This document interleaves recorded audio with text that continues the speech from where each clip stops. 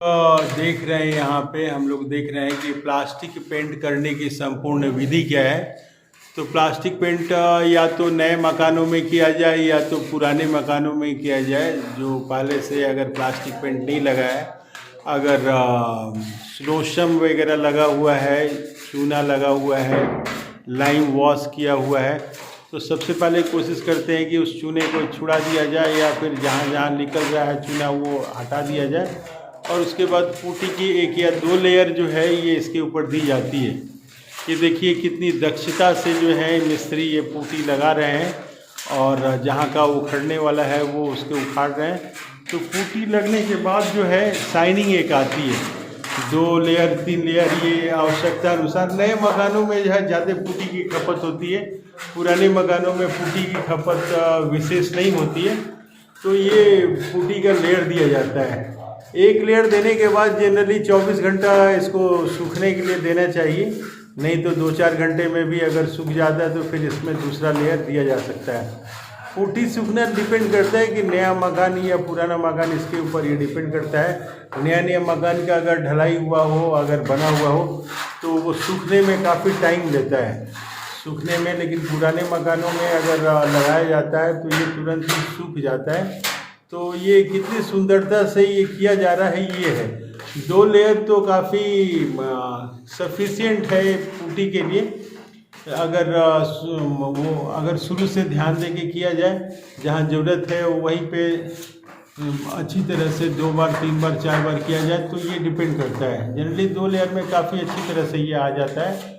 उसके बाद में ये घिसाई का काम करना पड़ता है। घिसाई होने के बाद, पुट्टी की घिसाई होने के बाद अगर मिस्त्री संतुष्ट हो जाते हैं कि अच्छी तरह से घिसाई आ गई है, इसकी मेथड क्या है कि कैसे पता चलेगा कि पुट्टी सही है या नहीं है।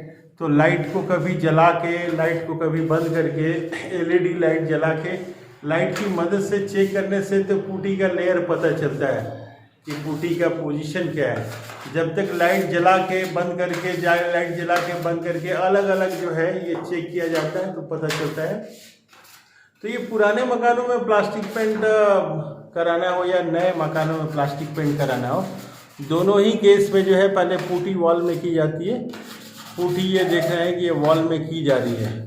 1 या 2 लेयर करने के बाद जो है, अगर मिस्त्री संतुष्ट होते हैं कि हाँ ये हमारा जो है दीवार पुट्टी लग के पूरा तैयार हो गया है, तो उसके बाद में ये घिसाई का काम करते हैं। घिसाई कंप्लीट हो जाने के बाद में जो है फिर प्राइमर का एक लेयर चलता है। अब डिपेंड करता है कि प्राइमर का लेयर जो है कैसा होगा। ऑयल बेस्ड प्राइमर हम डालेंगे कि वाटर बेस्ड डालेंगे, तो ये फिर जैसा कलर डालना होता है उसके अनुसार जो है ऑयल बेस्ड प्राइमर या फिर वाटर बेस्ड प्राइमर डालते हैं। यहाँ पे एक चीज़ और ध्यान है कि जहाँ पे सीपेज वगैरह का प्रॉब्लम होता है वहाँ पे जनरली ऑयल बेस्ड प्राइमर का यूज़ किया जाता है। जहाँ सीपेज नहीं है वहाँ वाटर बेस्ड प्राइमर भी दिया जा सकता है। तो प्राइमर के बाद की जो है स्टेज आती है, फिर कलर करने की आती है। कलर जो है की जाती है वो भी फिर 2 या 3 लेयर वो आवश्यकता के अनुसार वो फिर डाली जाती है।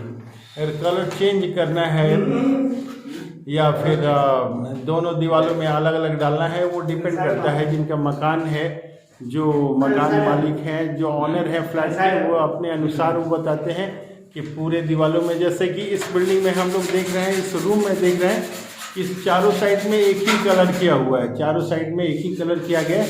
लेकिन मॉडर्न में जो है एक साइड में वॉलपेपर लगा रहता है, एक साइड में कोई दूसरा कलर रहता है, तीसरे साइड में तीसरा कलर। तो ये डिपेंड करता है, जो ऑनर हैं वो बताते हैं कि हमें क्या चाहिए, किस तरह की चीज़ें चाहिए, उसके अनुसार जो है ये की जाती है।